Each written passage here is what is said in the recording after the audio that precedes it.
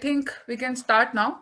So, guys, welcome and thank you for joining in. Thanks for joining in the evening. I know a lot of you might have your classes, and thanks a lot to Akash for taking out time out of his schedule.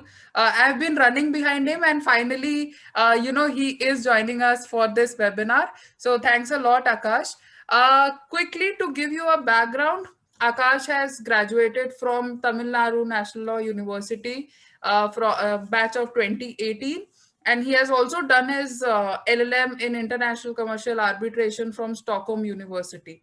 Presently, he works as a lecturer, and I was just having a chat with him, and he teaches arbitration. So, if you ever want to reach out to someone for expertise, you know who you have to reach out to. So, with that, Akash, I think we can start.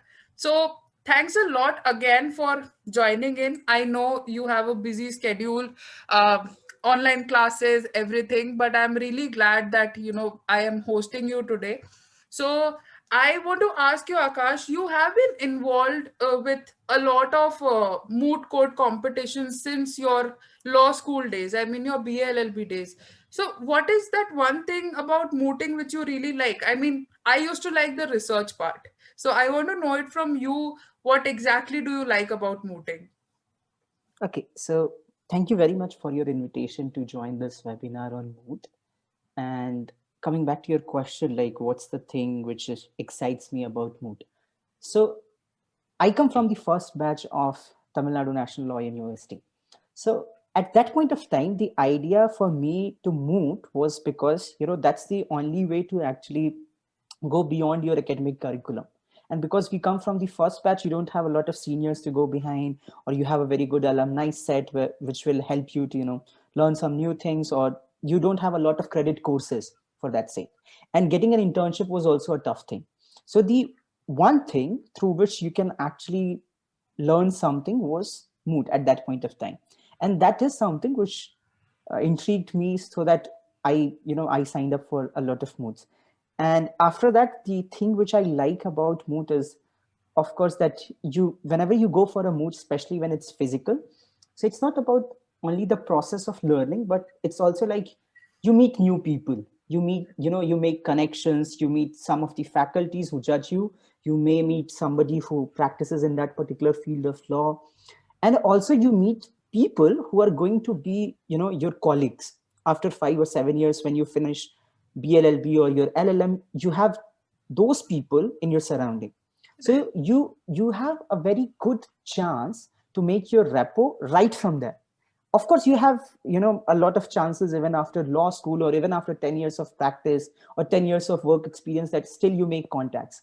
But if you start from that particular point of time, it's very easy for you to go slowly and steadily to that path, because it's more like it's your raw and original connections which you have. Because people who come from different NLUs for that particular Moot, it's not like they're not going to Moot after that, or they're not going to work in this particular field of law. So that's something through which you get a chance to meet new people, because especially when you come from non-NLU or something like Tamil Nadu National Law University, which is more like a very new law school, because we come from the first batch. So otherwise you don't get a chance to go and meet people from other established NLUs or some of the private established law schools. So that was something which was in my mind when I started mooting in my first semester itself. So, Akash, I would, thank you for putting that point across, that mooting is a very good way to network because, once you go, you are not only meeting or staying with your own teammates, but you get to interact with a lot of faculty members as well as, different mooters. So, I think this is a very good point, and it should be noted by the audience that it's a very good platform and very good opportunity to network. So, Akash, coming to the second question I have for you. Now, Willem C. Vis moot, it's like that moot which people dream to participate in. If you see the tier one moots, if you see a list, this will have a place in that list, right? And mooters who frequently moot, they wish to participate in this moot at least once because of the commitment and everything. But they plan to participate at least once. Now coming back to you, in your case you have done it twice. Okay, so what was your reason behind choosing this moot? And since this is about arbitration, your LLM is about arbitration, you're teaching arbitration, was it your interest in arbitration or something else? Okay, just a minor correction. I did it actually thrice. So once, Okay. like Okay. twice, it was from the Indian Law School, that is Tamil Nadu National Law University, and the third time I did from Stockholm University. Right. So Right. when I was actually, so the story goes back to 2015 actually. So in 2015, right after my second year, when the second year finished, so my third year was starting, and in India we have inductions. Right. So Right. every law school conducts their own inductions. So it was and we have one induction for the whole 1 year, and you get a chance to go for two moots. And so whoever gets the rank one will choose any moot they wish to. They may choose to go for Jessup or like whatever it is, like Vase or Stetson. Right. So I sat for the inductions, and that was the first full-fledged induction in TNLU because it was a new law school. So every time we used to have, a mini trial where, like, let's say it's a moot XYZ. So everybody, gives their name and there is a challenger. But that was the first time where the, Moot Court Society decided that we'll have one induction so that it saves our time throughout the year. So, and there were 204 people participating, and I sat for it. I got rank one in that, and my moot partner got rank two. So then we had options to choose which moot should we go for. So because I had already been to Tankha moot, which was partially an arbitration moot even at that point of time, now it's fully an arbitration moot. And I had been to one Jaipur National University moot, which was an aviation law based on arbitration. So we thought that instead of going to Jessup, which was like the most sought after moot in India, especially during my times, like whoever is like gets the rank one has to go because of this, unwritten obligation that you should go for Jessup. But Right. Jessup was more about, public international law. And I was somebody who liked constitution and all this public international law, the code international law, but I wasn't really very much into this one. So I decided that I should go for arbitration, and this moot was huge because in Hong Kong at that time it was, I think, 120 teams participating, and in Vienna I guess it was around 320 or something Right. during that time. So we thought that we should go for this one, but the problem was that it was happening in Hong Kong, and we don't have any kind of funding. Okay. So if we choose that mood, it's more like a, like in my law school, it was more like, it's like a suicidal step because you choose a mood where you don't have a sponsor. Right. So you pay for it. And because it's 120 teams coming across the globe, so it was a very tough mood. And we didn't had anything like, crew or arbitration, or we didn't had a coach at that point because it was a very new law school, and Moot Court Society was itself, in their, initial days, they were trying to establish it. So we thought that we'll go for this even in that case because it's arbitration, and that's something which we have at least seen like what it is, and that was something which was of our interest. So the first time it was more like, you can say that it was like a choice. Instead of we shouldn't go for some other moot, we thought that let's try for arbitration. So that was the first thing. But when we went there the first time, it was huge for us, like because and we never expected anything, but we got this spirit of the moot, which is more like a new law school which comes and participate, and they do something. So the organizers themselves choose one team out of like every team, and they give a kind of token of appreciation, that so that you should come next year.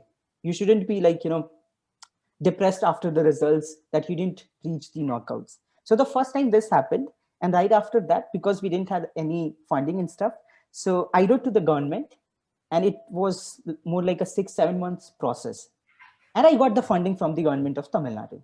So every year we get the funding for Westmoot, especially. So there is a budget passed by the chief minister of that time, and there is a amount of money which is fixed for the Westmoot Tamil Nadu National Law University team. And then the next year, it was more like everyone wanted to go for this moot. The reasons, because it's obvious, because you get funding. Right. So again, I sat for the inductions, and in the inductions, again, I got the same rank one and two. So we decided that this time we go to Vienna. because we had already tried Hong Kong. So we thought, let's, improve ourselves and let's do all of our preparation and let's go for Vienna. But unfortunately, we didn't qualify the knockout rounds. No, good. And the issue was, again, we didn't have the coach. We had some resources this time, but it didn't work out. So that's the reason in 2018, I decided not to go for this Moot, because I thought, like, from this limited amount of support, which was huge, like at least the government is giving us some sponsorship, but I thought that it's not worthwhile to again go there unless until I'm 100% prepared. So that's the reason why I went twice. And the second time, it was more it was more about my interest in arbitration. Right. So right after that year, instead of going to Wismut, what I decided is to go for an internship in an arbitration center. Right. So I went to Malaysian Arbitration Center to pursue my interest in arbitration. Right. And when I went there, I saw everyone was having very fancy, arbitration LLM degree, which actually fascinated me that, if you want to go into that field, you need to get, an LLM in arbitration from a decent law school. That actually led me to apply for the LLM in arbitration. And the third time it was Stockholm. So it was more like, we had all the support system. You just have to crack the inductions and you get it. So that's the reason. Yeah. So now you've told the viewers that you won the Spirit of the Moot award, and Yeah. I think that was your first time participating in this Moot. And how was your experience? So you told us your entire journey, one Moot three times, right? I have never heard anyone participating in one international Moot thrice. Okay. So, how was your experience going back to the same Moot, and then you guys received, I think, the honorable mention for the best memorandum for the claimant side, and you guys qualified like as top 16 teams out of 372 teams participating across the globe. So I mean, how was your experience? What was the difference when you participated as a you know um student of an Indian law school, went ahead and after you took all the experience, you again participated in the same moot as an LLM candidate? So I think I'll put it this way, that, the Indian law schools perform extremely well in the international moods, because I know for the fact that the law schools which are performing great in Stetson, Jessup, West, every year India has very good results.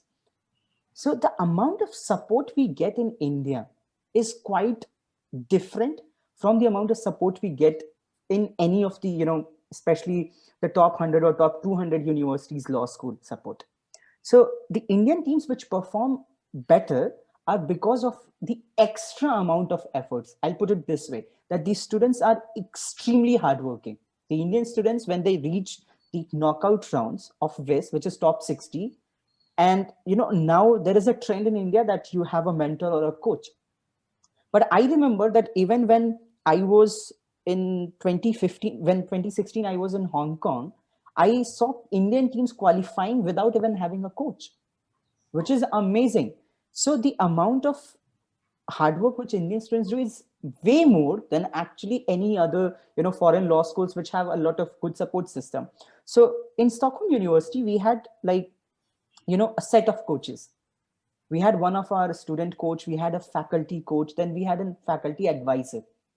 So the, the support system which you have, so there is somebody. So the, I'll put it this way, that in India, if you have to decide that whether this argument works or what you should do with this, so what you do, you ask your teammate, right? And the other teammate, you have a consensus, either you say yes or no, right? Yeah. But when you go where you have a support system, so what you do, you have somebody to ask. You don't ask them like, what's the answer? They are not going to tell you the answer. Any of the coaches, even in India, will not tell you what's the answer. But you can say that I'm thinking of these three ways. Which one of these three do you think is better one? So they'll say this one. It's not like they are going to tell you which way you should go for, like by themselves. It's like you have to put across three options and you ask which one is more convincing, or you ask for their help in that particular thing. But some people in India misunderstand this concept of having a mentor or coach. Some people think that it's the mentor's or the coach's job to write the memorandum. Some people think that the coach doesn't do anything. Right. Both are actually technically wrong. The coach or mentor's job is just to guide you. It's not like they're going to decide the team decision, like who should be oralist or who should be a researcher. At the end, it's a team decision, which is in line with the coach's advice. But Right. it's your team, it's you who have to decide. So I think the problem is, in terms of course, there are some law schools which do not have resources, but I think after this lockdown, quite uh, quite of this problem is resolved, because now everyone is putting it, like, the Moot resources free of cost on their website. I think even truer arbitration you can access now because of the e-proxy things now. Yeah. But way back, like 5 years before, there was nothing like e-proxy working everywhere on all the websites.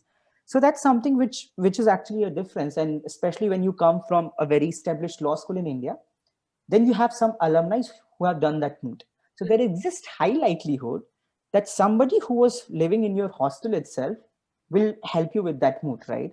Right. But if you start thinking about a very new law school where you don't have an alumni and you don't have the trend of coaches, like for example, now you see, like, I was looking at some of the LinkedIn status of Anant Memo Pandit, and he was introducing some new three mentors for the some moods. So Right. this is the new thing. If we go back to like 2017 or 16, if we say that, do you have a mentor or a coach for the team? People will be surprised, like, why do we need a mentor or coach? Right. So that's more like a trend towards the good side of the mooting, and I Right. think it helps a lot. So Akash, you were in your when you participated in the Wish Moot for the first time. Which year were you in? So I just entered my third year. So I finished my second year and I entered my third year. Okay, okay. So more or less like around fifth semester. Yes, it was fifth Right. semester. So, how did you actually initiate your, the entire preparation? Like, you get your mood proposition, and it is released, I think, 6 months prior to the date or 1 year Yes. prior. I'm not So sure. it's released every time in the first week of October. By Right. 5th of October, you have the problem. Right. And so, what was your strategy? I mean, how did you start preparing for the moot? And like, sometimes what happens is you are aware of what the background is all about. Yeah. Right now, you know for a fact that Jessup is related to public international law. Mhm. So, in this case, were you like well versed with the background? And like, how did you So prepare? I'll talk about the Stockholm University one and Okay. not my previous experiences when I was in my fifth semester. So, of course, when I participated for the first time, I was unaware that I can prepare at least 20 to 30% before the moot itself. Right. But when I was signing up for the inductions in Stockholm University, so our inductions happen in September itself. So Okay. this is how it works. Like before the problem releases, you need to like finish all the prerequisites. One is, of course, like your team should be ready. You have to form the team. But I see in like India, a lot of law schools keep their inductions for this in like September or last week of October after the problem release. So you're actually behind. And what if I tell you that the memo submission, the first memo submission is in December, okay? And in China, you have a pre-moot happening in November. Okay. Okay. So even before you submit the first stage memorandum, you have a pre-moot in China, which shows that the law schools which participate in that particular pre-moot are so ahead that when you are actually thinking about writing the memo, they have a structured or the skeleton memo, and they are actually having a pre-moot, the oral rounds. So it shows like how early you need to start. So the idea is that the problem release in October. So before that, you need to form the team, and there are a lot of things which you can do beforehand. So Right. one is, of course, that not everyone is like into arbitration. Right. So you need to understand the basics of arbitration, for which there are quite a lot of books on pure arbitration. So the very famous one, the mostly cited one, is Gary Bond's treatise, which is 3-volume book. Yes. And if you want a shorter version, you have Hunter's book on arbitration. So that's something which you need to study before the problem releases, so that you understand the arbitration part. But the problem with arbitration part is every year one of the arbitration centers throughout the globe bids for it, and their rule will be applied. So you don't know which one is going to be. So you always know, sorry, which arbitration center's rule will be applicable. Because if it's 2021, we know for the fact, if you go to the website, which rules will be applicable in 2022. So you can start reading about basics of arbitration, and then about that particular rules, because the problem will be based on that. Right. And the substantive issues of the moot will be covering CISG, which is Convention on International Sale of Goods, which is permanent in all the moots. So whatever contract it will be CISG problem. So CISG is something which you are required to study beforehand. You shouldn't wait for the problem. Like, of course, you streamline your research when the problem is released. But unless until you know what CISG is, what are the authors which we should read, you are like way before. You have a lot of work to do when the problem releases. So for CISG, you are required to read the commentary by Ingeborg Schwenzer. So that's like the Bible for CISG. So you have to read that one. So that's something which we did in Stockholm. But when I was doing it from the Indian law school, because I wasn't aware of any of these, when we went there, we didn't know like how do we actually divide the issues. Right. Is it like procedural issues or substantive issues? We were not aware of this, and some of the arbitrators helped us in the first round that you should do it this way, not this way. So that's the point where a mentor or somebody who has done that moot, if you had a practice round, you get to know. Right. And at that point of time, I wasn't using LinkedIn, which was my fault. I should have actually approached people, which I think I started using LinkedIn effectively by like fourth year of law school. But still, even in India, like right now, a lot of people are skeptical about it. That we shouldn't use LinkedIn. We shouldn't ask people out like, could you please have a practice round? The maximum the other person can say is, I'm really sorry, I'm busy. That's it. Right. But if you don't try it, like no use. So please feel free to like test your arguments with some people who are in that field, who have done that move. And now like I see a lot of people approaching now, and now the trend is changing. Right. So that's something which is something you can do way before the problem releases.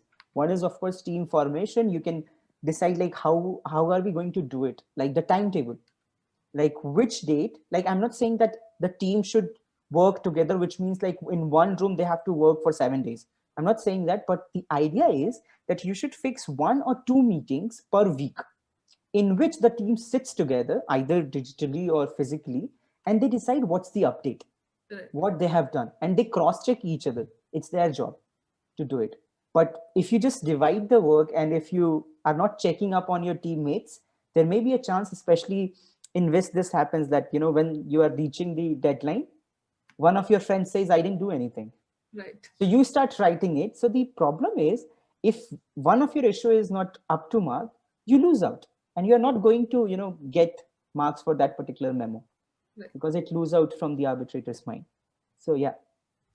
So, Akash, now you've told us, like a checklist of what we have to do before the moot, even before you receive the proposition, and then how you have to go about it. What are the reading materials?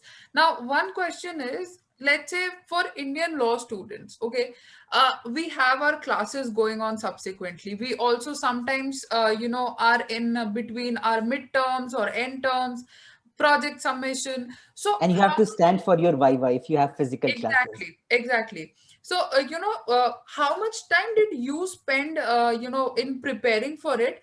And just to ask you this question, since you have already gone through the process, approximately how much time a student should put in, to prepare for a moot like this? I think it's more like, a very, this moot requires a lot of commitment.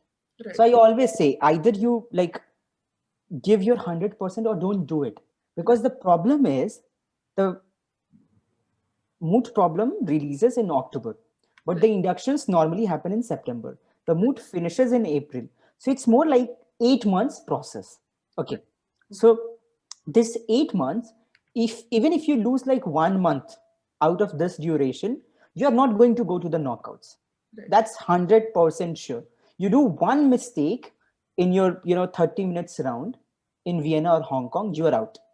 That's the golden rule. You just do one mistake, and a mistake, I don't know what the students think what a mistake can be, but the most famous mistakes I have seen after judging a lot of Indian moots and judging Indian teams in international moot as well, is that when the arbitrators ask you that you are over time, please wrap up, you don't wrap up, you start arguing.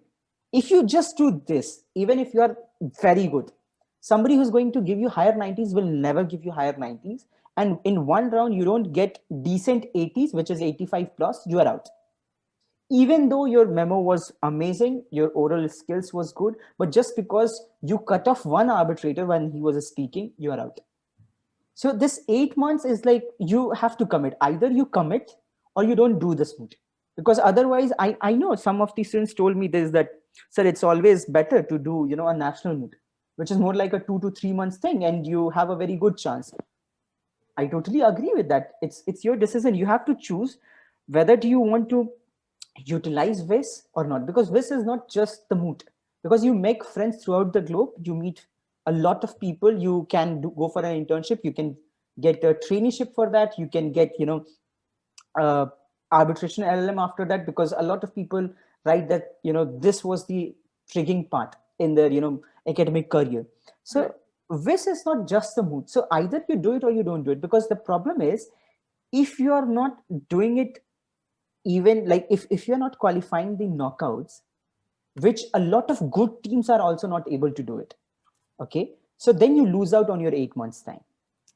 So I'm not saying that every time you need to qualify knockouts, but you need to learn in that process, you need to make good connections, you need to get something out of that move. It doesn't mean that you have to get through the knockout, but some people, like when you go, especially in Vienna, so especially the Indian teams, they they're hesitant to talk to foreigners, they're hesitant to go to a team and say hi. Right. And that's something which you have to do, otherwise there is no guarantee that you are going to go to the top 60. Right. Then what do you come back with? You don't make friends, you don't make connections, you don't meet new people, you don't actually have any connection with foreign universities.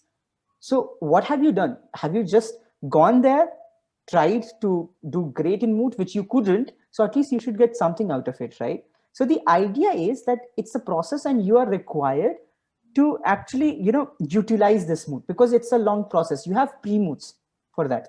You need to practice for it. You go to somewhere, or you in now it's digital, so you can talk to some other countries, students from different countries, and you can try out talking to their arbitrators. You never know, like, when you'll be able to work with them, or when you'll be getting any help from them, or maybe you can get a chance to work with them in the near future. But it's more like you need to approach them, and there is nothing to be hesitant about it. Right. Right. So Akash, let talking about all the process, right? So now you have your mood proposition.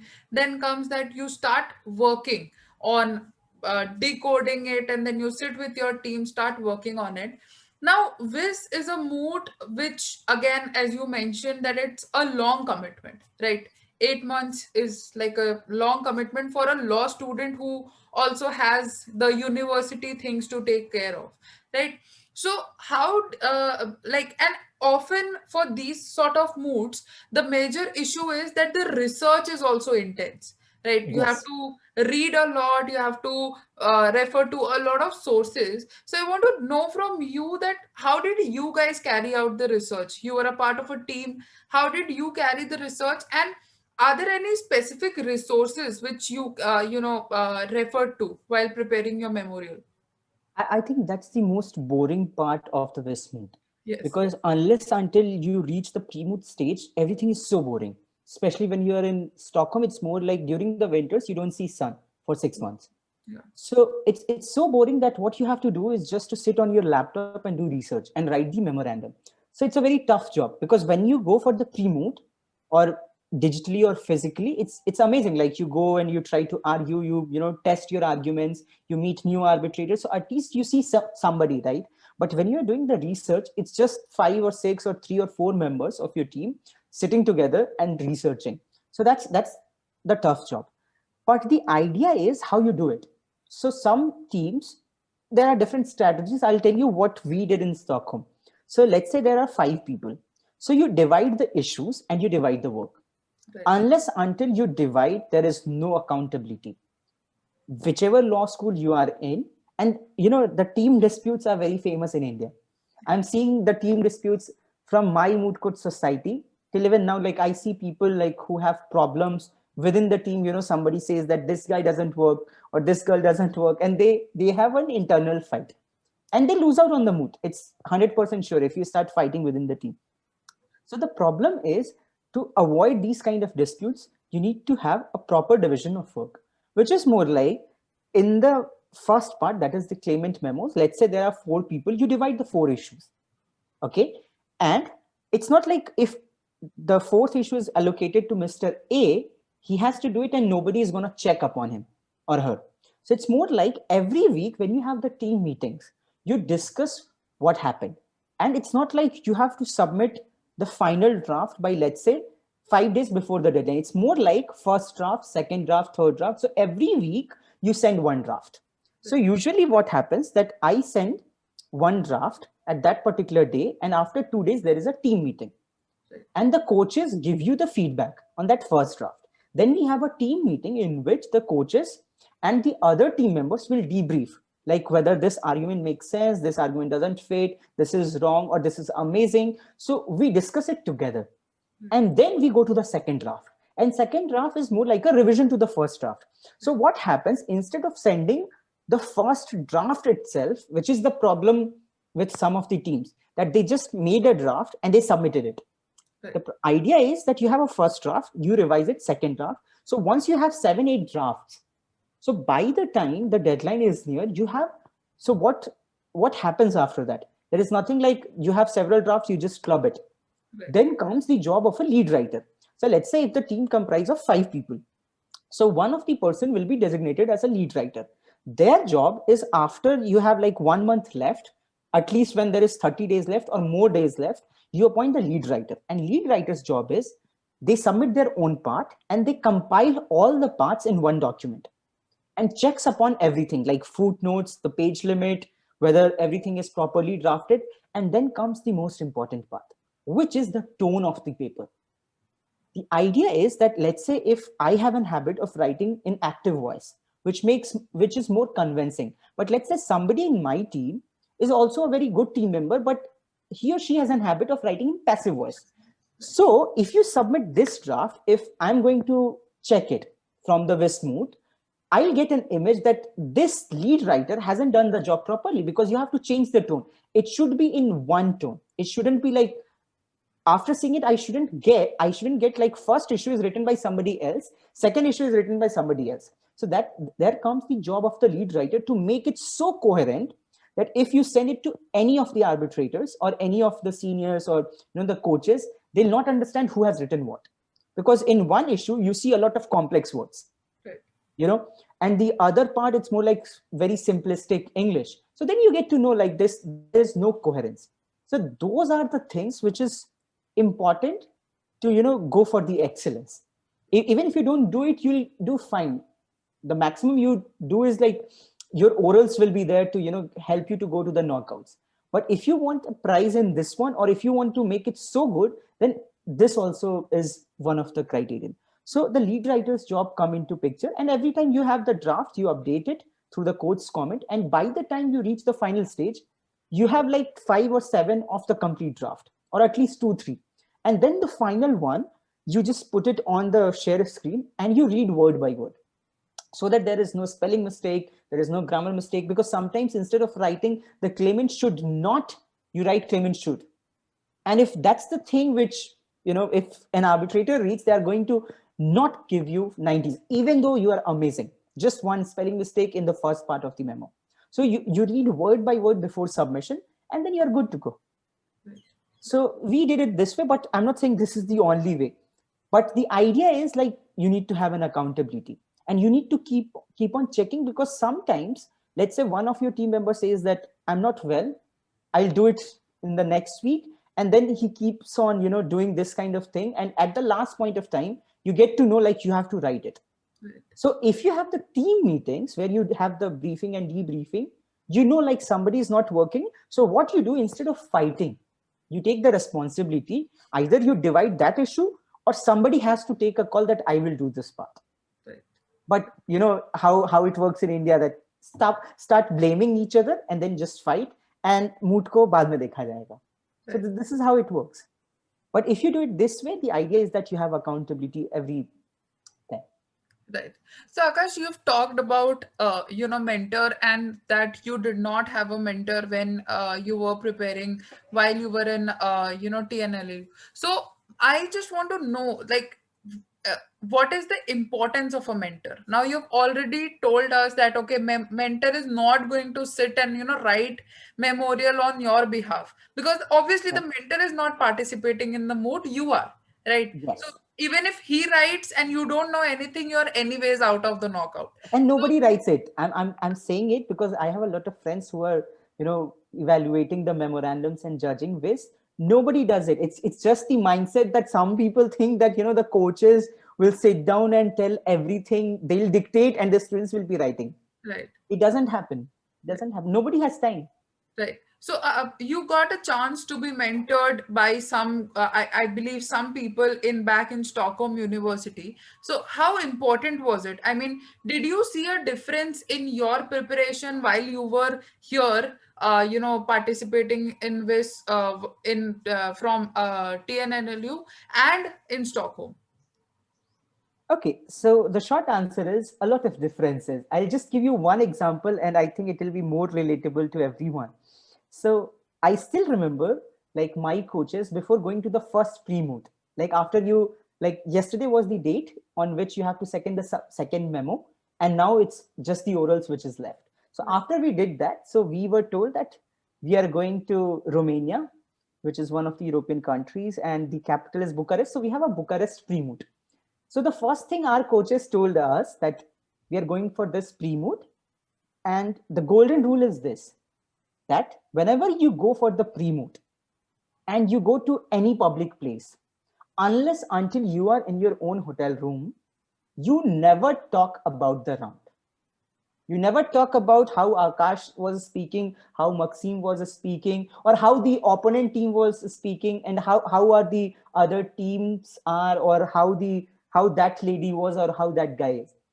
That's the first rule. And that's the golden rule. And every time they were saying this. And we saw that, and there is a reason why they told us this. Because a lot of teams, what they do right after the rounds, they start talking, and the arbitrators get a very bad image of you and the team and the university, and you're not representing yourself, you are representing one of the university. And a lot of teams have this habit of doing this. So once you start doing this, do you think that arbitrators do not talk in between themselves? We do talk. We do talk about which law school is good, which law school is bad, who was talking about what. So that's something which comes from somebody who had a very good experience. Right. So if you talk about an Indian team going without mentor, I'm pretty much sure that unless until you see some kind of webinar like this, or somebody teaching Wismoot how you do it, you'll never come across, because you don't have somebody to tell you this. And that's something which you don't come through by your own, right? That how do we do this? Because that's not technically a part of the moot, right? So, and I'll give you another example. The other example is very relatable, that once the moot is over, especially in India, this happens whenever I judge this, Indian moods. So I give feedbacks. So some organizers like it that you give feedback. Some organizers hate me that you give feedback.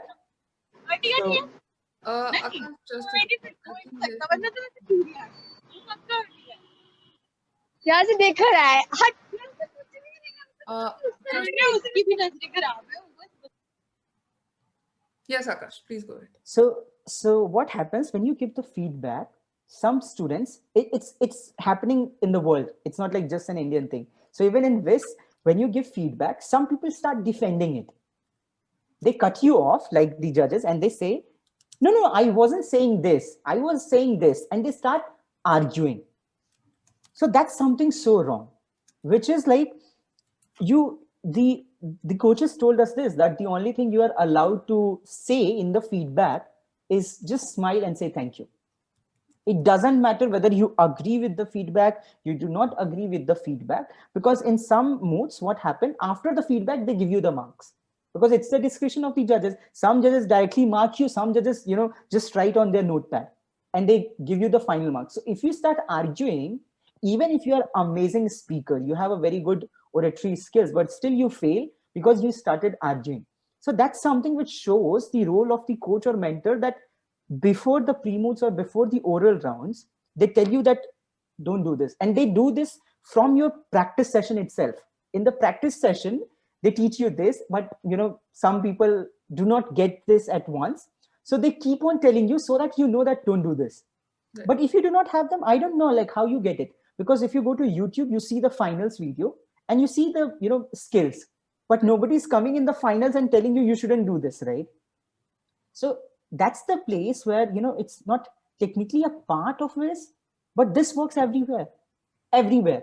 And some judges who get frustrated when you cut them off, they give you 60s and they say, I wish that you do not qualify, so I give you 60s. Can you do anything about that? No, because it's my discretion, right? If I think this team deserves 60, can anyone question me? Not really.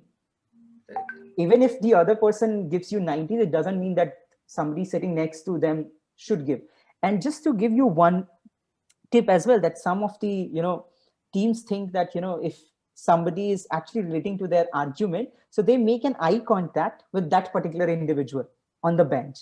So please understand that especially in moods like this, when you go, so you have 2 or 3 people judging you, right? So all of them have equivalent number of marks, the 100 marks, right?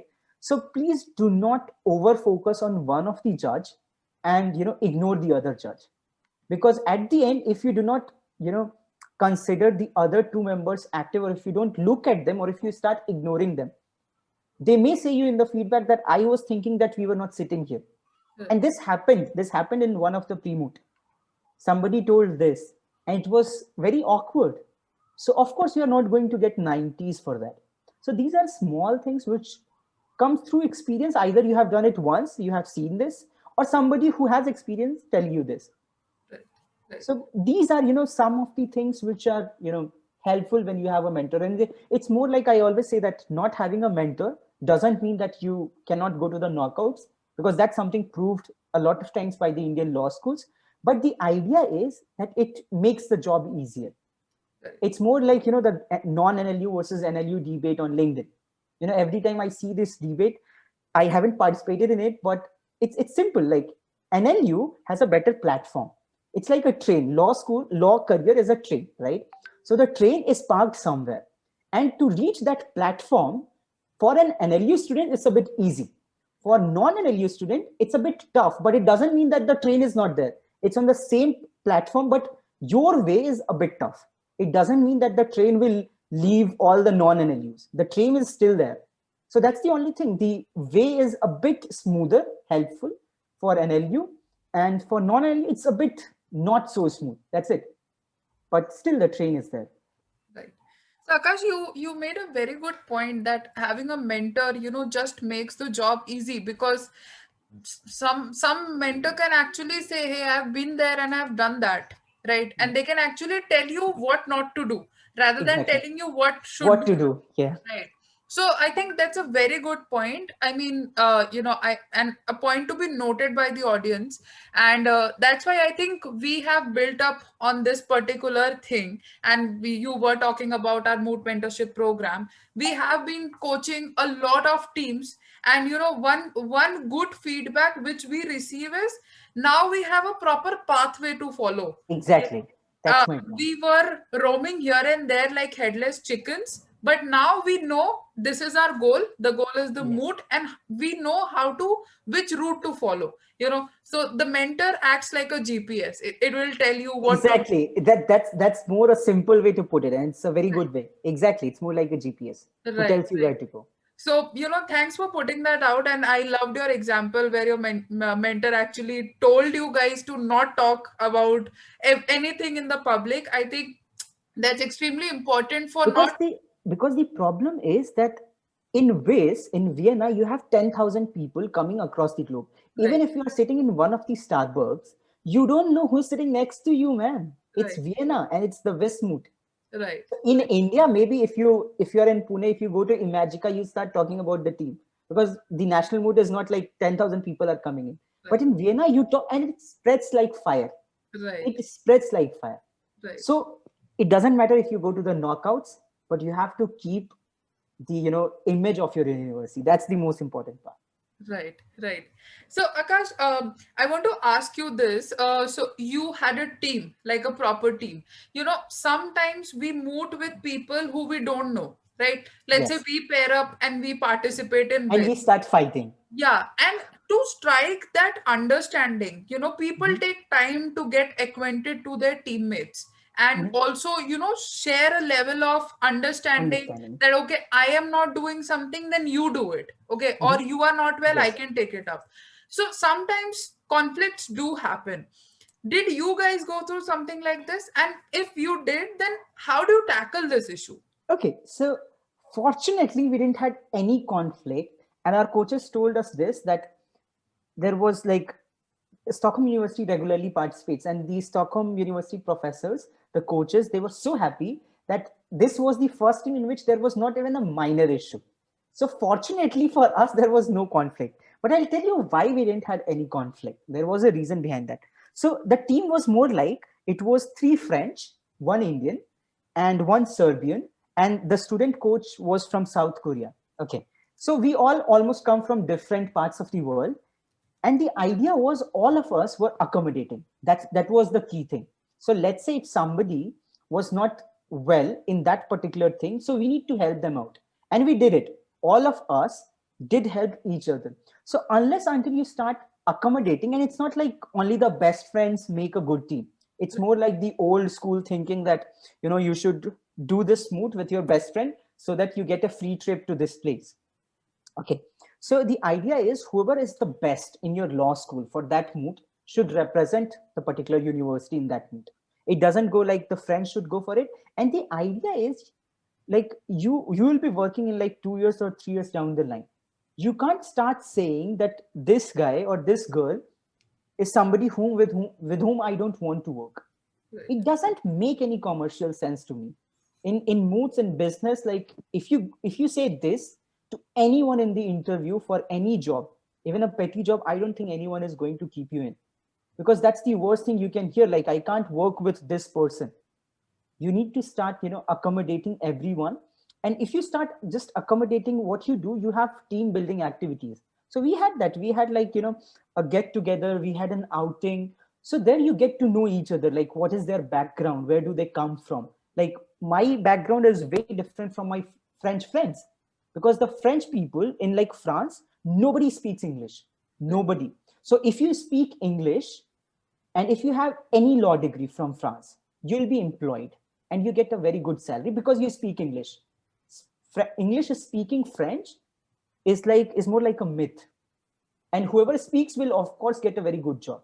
So it's that background. So you get to work with three French, but they learned so much during the process, and they were so good after the mood. Like if you talk to them, and one of my friend has never spoken English in his entire life. The only English learning for him was 1 year of Erasmus and 1 year of Stockholm. So these are different cultures, different things when you get to learn when you have an international team. But even in India, you have a lot of different cultures and traditions. Like people from South India is very different from North India. I come from Bihar, but I was studying in Trichy in South India, which was a very different kind of experience for me. At least in the first 6 or 1 year, 6 months or 1 year, it was a lot of time for me to actually accommodate to that particular thing. So you need to start accommodating, and you can't just fight with your team and stop saying that this person I can't work with, or that person. And if you can make your own team, it's a privilege. In some law schools you don't get a chance to make your own team. It's based on the ranking. If you get a chance, please feel free to make your team with somebody who's good in mood and who is also in good terms with you. But let's say if it's not the way in your law school this works, it's fine. You shouldn't start complaining about it, because it's the best of the best who goes for this move, which also makes sense to me. Right. Right. So, Akash, now that you've talked about, the entire strategy, what did you guys follow?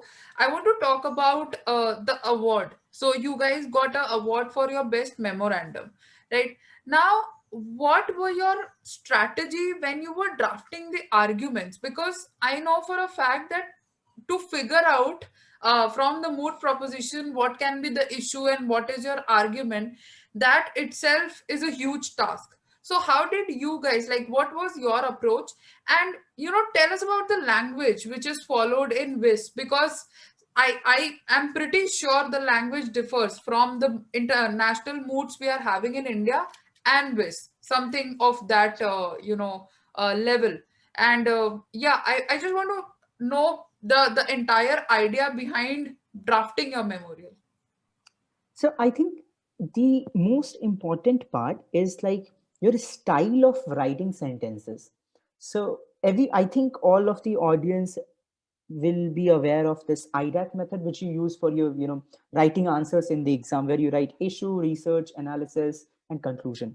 So the IDAC method, if you start using it, like it's a good method. I'm not saying that law schools don't do it. Even in WIS, a lot of teams do it. But especially the arbitrators who come from the Western background, and also some of the Indian arbitrators, I'm also a part of that cohort, which likes not IRAC, but the CREAC method.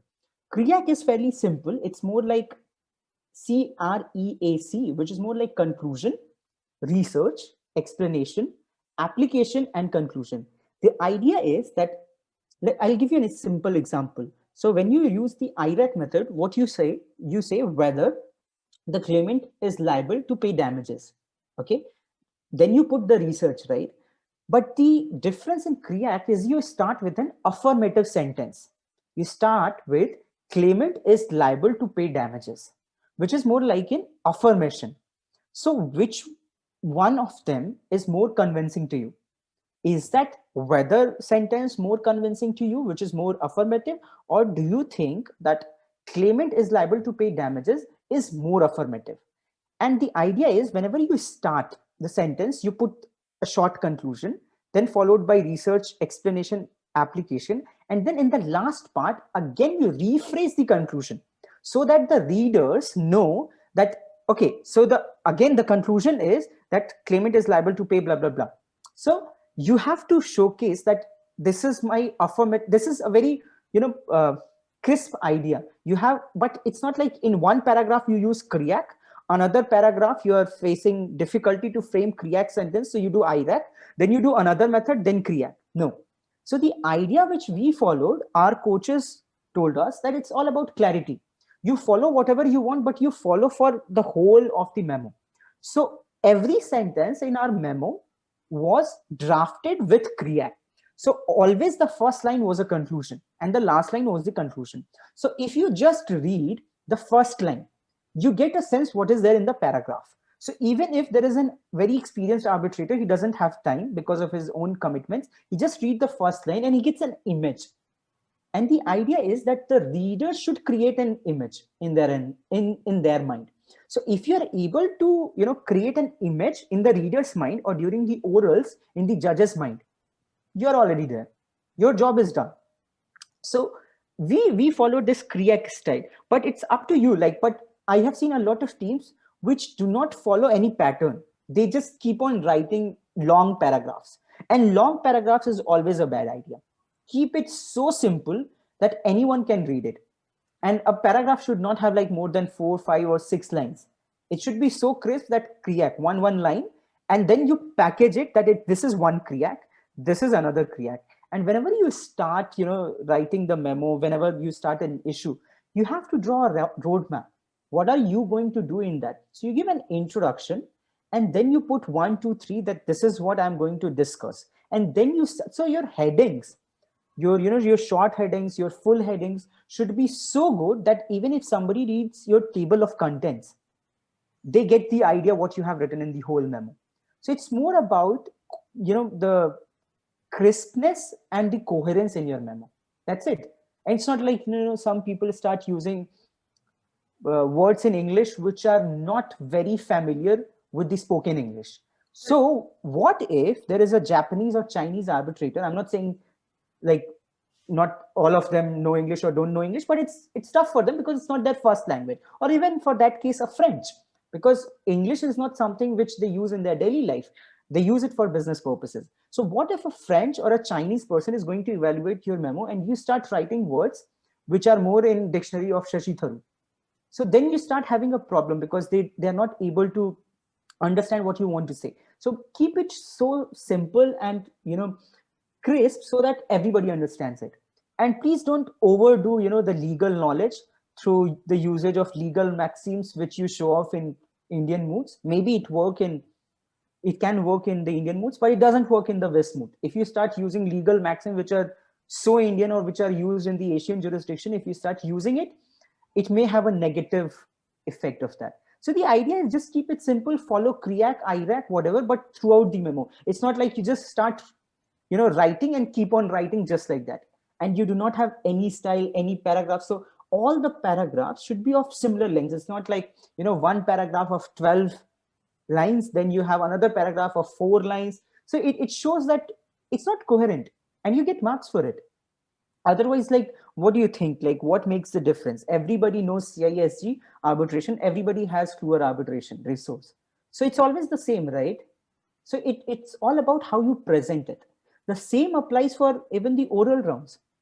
Everybody knows that particular case law which you have written in your memo. Everybody knows it. Everybody knows which actual principles are used here. It's all about how you package it and you present it. Whether do you give respect to the arbitrators, where you address them correctly. So some people, like, coming back to the idea of having a coach, if you don't know, you start saying like, your honorable tribunal, honorable judges. You can't say honorable judges in arbitration mode. So that's where you need to either you see the YouTube videos or you have somebody who tell you like how you address them. So yeah. Right. So Akash, we are done talking about memorials. Let's just talk about oral rounds now. Mhm. So before we actually go for the competition, Mhm. we have a habit of practicing. Some people prefer practicing in front of a mirror. Some will actually casually get hold of a senior and they'll ask that, can Yeah. you listen to my argument? Or if the faculty is okay, they will help you out. So how many rounds of practice did you guys do, like, and who were your judges for these mocks? I mean, were your Yeah. friends there? Were your the coaches there? So what we did, I don't remember how many sessions, but we had a lot of internal sessions. Internal sessions, I mean the team.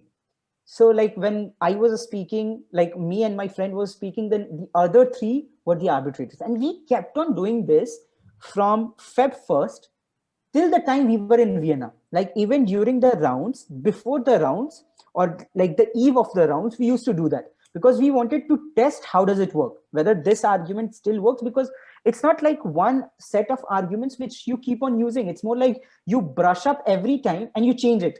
Right. It's not like the fixed thing which you use in Feb. So what we were arguing in the Bucharest first pre-moot, we weren't not using it in Vienna. Our whole arguments were changed by that time because we kept on testing it. So we had like, let's say 10 styles. We checked and there was one very good point of ours, which was very strong point, but it never worked in the pre-moot. So we decided to scrap that point because it was more like a rebel way to do it and nobody liked it. So we knew that we are not going to do this in Vienna. So in orals, like we had a lot of internal team hearings where, two of us were speaking and the other 3 or 4 people were like actually judging us. But apart from that, that helps a lot. But the problem with that is it's a closed group. It's there exists a conflict in that. Let me put it this way, because it's my friend, my team members who are spending time with me for like 6-7 months, they are going to judge me. So some of them will be a bit biased or maybe not biased, and the coaches are of course not biased. They're experienced people in arbitration, but you need to keep on seeing new people. So how do you meet new teams? So you sign up for pre-moots, especially in West. I think at least 50 or 60 pre-moots are happening this time. and everything is digitally, it's free. You just need to register for it. Even General Global Law School has a pre-moot. That's the only Indian pre-moot. So you keep on registering for that, especially during this digital time where you don't need to travel. Because when we were there, I still remember we were doing 5 pre-moots, and it was Bucharest, Munich, London, Helsinki, and Stockholm. So you need to do a lot of practice within the team, plus new faces. New faces, I mean somebody who doesn't know in your team who speaks better, who doesn't speak better. And you should take a call who should be the speaker or researcher once you have finished the pre-moots. Then you know like which guy or which girl is more convincing. But some teams have this thing that they pre-decide things, that in September itself I am the rank 1, so I should be the speaker, and the rank 2 should be speaker, and 3 4 5 are not so good people, so they should be a researcher. That's not a very good way to do it. That's more like the old school way of doing it. So what you should do, you should do this practice round. And whenever you do the practice rounds with new people, either in a pre-moot or some people who works in arbitration field or some faculties who teach arbitration, you give them a score sheet, which is a dummy score sheet from Wismoot. It's always available on the internet, and they give you marks. And then and you keep a tally of that. So whoever gets the most number of marks after the pre-moots, you decide with full consent that the top 2 scorer should be the speaker. That makes sense for you. But some teams decide like they should go for 4 speakers, 2 plus 2. But then you lose out on the best speakers award, because for best speaker you need to speak at least twice for one side. So that's a lot of mathematics there, but the idea is the best should be there. So I think for the orals, it's more about practice, the internal practice, pre-moots, and the new faces practice. You need to meet new people who will give you inputs, because sometimes you think that you are so good, your English is on par. When I say English, it's not about the words, it's about the number of words you speak. So like I'm speaking right now is termed as not acceptable in West. So like the Indian way of speaking English is way too fast for the West mood. So let's say if I have to go for the West, I have to train, like if I train somebody, I have to train them that when you go to the West mood, you have to say, "Good morning, members of the tribunal.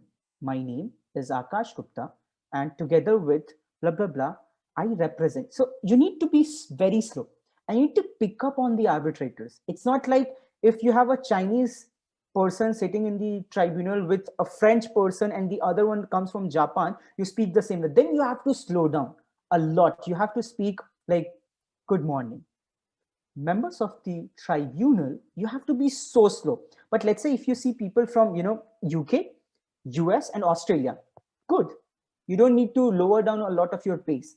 So like the Wismoot actually publish who will be your arbitrators. You get to know like 1 day before or 2 day before. So you need to see like who is your tribunal, because unless until like then what you do, you start doing the Indian way of speaking. And then the problem is they do not even understand your points. And if some of them are a bit practical, or you can term them as rude, they may say, "Stop, could you please slow down for me?" And then it looks really bad. So you have to make these decisions before you actually sign up for the oral rounds.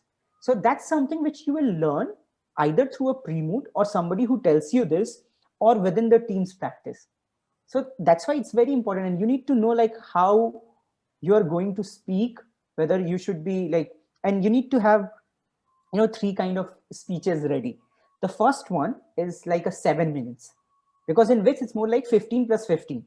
So if you are speaking, you need to be ready with a 7 minutes argument, 9 minutes argument, and 13 minutes.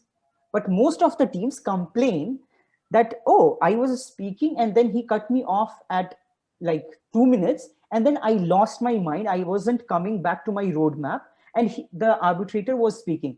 That's where you need to have a prepared 7 minutes argument, so that even if the arbitrators speak a lot, you have a lot of preparation. So you come back to the 7 minutes argument and you finish. So it's just the strongest points which you have to speak up, not everything, whatever you have written in the memo. So that's why you need to prepare at least 3 or 4 styles of arguments, so that if you get a judge an arbitrator who doesn't ask you a question, so you go with the 13, 14 minutes one. if somebody who is asking, some questions, 11. But if somebody is asking a lot of questions, they are cutting you off, so it's 7. And there is one myth that some people think that, arbitrators who ask a lot of questions are going to give you low marks. That's not the case. I also have an habit of asking questions, but whoever even, gives me at 60% of the answers which the questions I ask, I always give them higher 90s. So the people who ask you a question are some people who actually read the problem, and they're trying to check, like, do you know this or do you know that? If you're able to prove it, you get a lot of marks. But some of these students have a habit, like after one or two questions, they start making faces that they hate you because you ask questions. So that's something which you have to, learn throughout this pre-mood, that you need to have a poker face. If you have a smiling face, keep smiling. There is no problem. But if you are smiling every time, but whenever I ask you a question and you make faces like, then of course, like it's visible to everyone. So it shows that you are not very happy with the questions. But if it's your mood, you have worked for 8 months, you should be happy with the questions, because the more questions you answer, the more points you get. So yeah. Akash, that's a fabulous, tip actually. That you should, if you have a poker face, have a poker face. If you have a smiling face, I think due to the intensity of the mood and the level of mood, sometimes the participants are really anxious. Yeah. So I think you made it very seem like very easy. So I just want to ask you a couple of more questions, and I think we Mhm. can wrap up then. So let's talk about the judges, right? You're talking that there were international judges from China, Japan, and all over the world. Now, is there any specific trait which they look for, in a good speaker? I mean, what are the qualities which they look for, basically? And since we our audience are Indian law students, is there anything which they should be mindful of? Yes, that's a very good question, actually, because instead of, like, I tell always my students that instead of writing what you think it's important in your CV, you should start thinking from the employer's perspective, what's important from their perspective, because you have done a moot which is not relevant in that particular area, but because it's very close to your heart, because that's the best moot you have done, you just write it and you start explaining the same moot in the SOP. So that's the logic. When I come back to your question, that I'll put it this way: the reality of arbitrators is this, that let's divide the arbitrators in three categories. The first category is people who are so enthusiastic about Westmoot that they read the whole memo, whichever they have evaluated, your memo as well, and the problem. So they know everything because they are working in arbitration field and they're going to ask you questions. The second category is the average one, who actually reads everything during the travel time. And the third one is they haven't read the problem. So the problem for these students is not the first or the second one. The problem is with the third one. But students think that all of the arbitrators, whoever is asking a question, either has read it or is so good. But there may be a chance that the arbitrator is genuinely, he wants you to explore that and guide them. But what you think, no, he's trying to make fun of me. So the problem is, you need to prepare for this third category of arbitrators, and you need to actually help them to understand what the problem is. So the idea is that the first second will of course get what you are saying, the cases what you are saying, the facts which you are portraying, but the third one doesn't know, so they ask some random questions. So that's the thing which you need to prepare for. If you actually satisfy the ego of that particular arbitrator, that's everything, because you have to answer those questions, because the other questions are already the frequently asked questions which you have already prepared during the phase of preparation. So the idea is that the arbitrators look for only one thing: whoever is whoever has a confident, and whoever makes commercial sense. That's it. If you make commercial sense in a mood, because when we go for mood, it's like it looks very unreal. So arbitrators are not unreal because they are the ones who practice that or they teach that particular subject. So what they look for, whether what you say makes commercial sense in reality. And there is a commercial sense principle as well from UK, which is a lot of times quoted in Westmoot, that There should be a commercial sense of an interpretation of the contract. If it doesn't make commercial sense, it's not the best way of interpreting it. So if you can show them that your client is the good guys, and it doesn't matter whether you have done something wrong or not, whether you have paid or you have not paid, but if you can showcase that, this interpretation, we accept that there exists another interpretation which doesn't help our client, we accept it. Stop arguing in a way that this is the only way of our, arguing, because some teams do this, that they portray that this is our argument and this is a interpretation, and they don't say that there is a b interpretation which is exactly opposite of it. So the better way is that you go to the tribunal and you say, members of the tribunal, there are two interpretations to this problem. First, which gives power to this tribunal. Second, that there is no power to this tribunal. Then you explain the two one. And then they look for why we should go for your preferred interpretation. If you answer this, that's the end of the world, because the other team will of course argue. So please do not argue in, in ignorance of the other interpretation or the other team's interpretation. And there is one more thing which arbitrators look for, especially when you are the responding party. So let's say the proceedings start because it's a jurisdiction issue with the respondent, and you are the claimant. So you respond to the jurisdiction issue. So the person who is actually arguing from the claimant side, which is speaking second, does not respond to the arguments made by the respondent, which doesn't make sense. The arbitrators always look for a response, because otherwise it seems like it's an unreal thing. Like, imagine in a court of law, do you think somebody who's responding will not respond to the arguments? They'll just argue in front of the tribunal or court? No, they'll respond to whatever the arguments has been made. So they keep on saying that the respondent argued this. However, there exists another set of interpretation, which I'll be elaborating. 1, 2, 3, 4. And whenever you argue, you do not argue like, you read out your whole script or you read out your memorandum. It's more about, you just say, I have 2 points to make. First, blah, blah, blah. Second, blah, blah, blah. Moving on with my first point, I have 2 submissions to make. 1, blah, blah, blah. 2, blah, blah, blah. Starting with my first submission, then you explain it so that the judges know exactly that this is your roadmap. You are going to argue for 2 issues. In those 2 issues, you have AB, AB. That's it. Otherwise, if you start arguing that I'm going to argue for jurisdiction and my co-counsel will be arguing for contractual issues, and and let me quote a case law for you to make your job hard. So what you need to do is make the arbitrator's job easier, right? So how you make the arbitrator's job easier, even if they haven't read anything, when you start giving an introduction, you give 1 or 2 line introduction, which is more like the respondent has agreed to resolve any disputes. But when the time came to enforce this promise, the arbitration agreement, now they are challenging the jurisdiction of this tribunal. That's the introduction. After that, you say that I'll be dealing with, I have 2 submissions to make. 1, 2, the issue's name, and my co-counsel will be dealing with 3, 4, whatever it is. Then you start moving on with my first, blah, blah, blah. So then they know that this is the introduction. So you don't actually argue in the first phase. You just give an introduction and you say that we are the good guys. See, we promised to go for arbitration agreement, but look at this party. They are saying that we shouldn't go for arbitration. They are challenging jurisdiction. So it's a very simple, there is nothing like a legal thing in that introduction.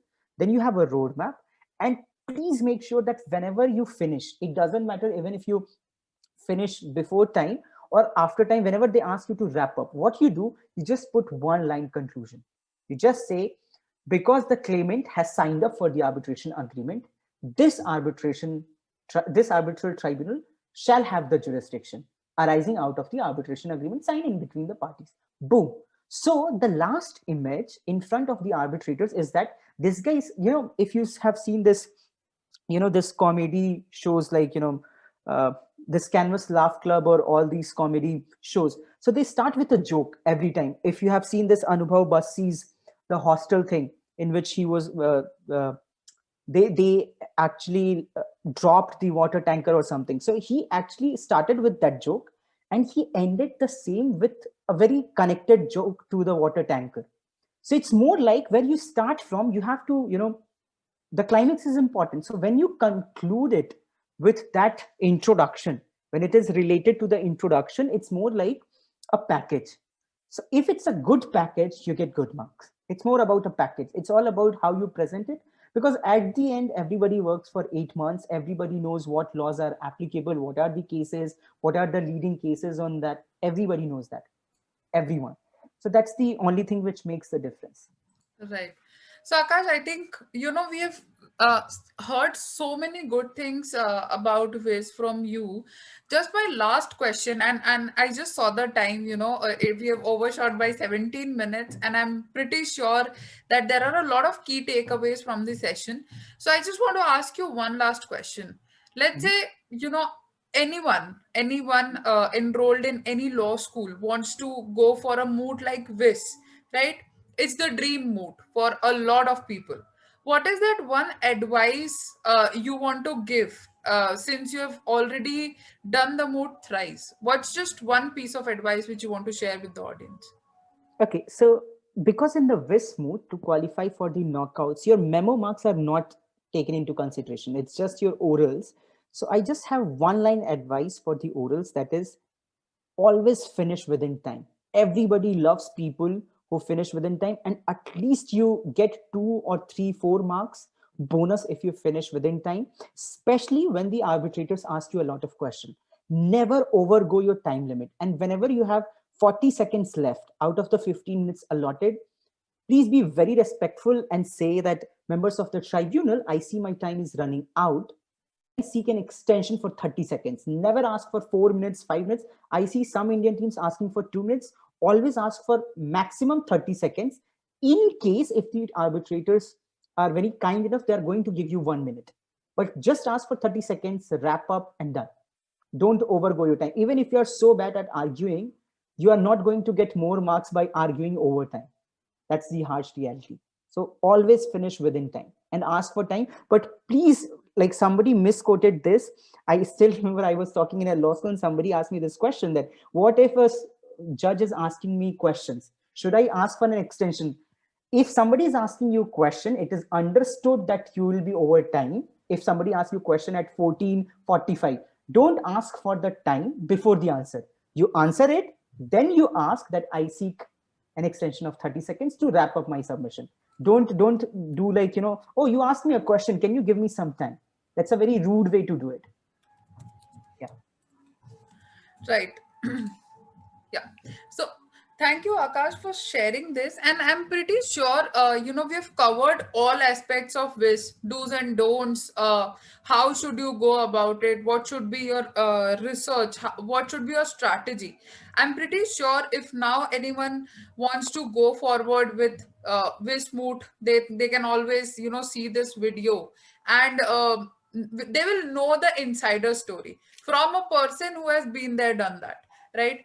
And as you mentioned that we fear reaching out to people for help, and now that you've told them that don't worry, you can reach out to people for help, I'm pretty sure anyone of our audience, if they go ahead with the Wismoot, they are going to reach out to you. And yeah, this video is really really helpful. And thanks for doing the session. I just want to take this opportunity and want to thank you for taking out time. And I'm pretty sure Wismoot in itself is a huge thing, and you giving us the insights is, is of tremendous help. So thank you again for joining us. And Thank you I so would like much. to host you again in the future, maybe on a different topic, maybe arbitration. You never know.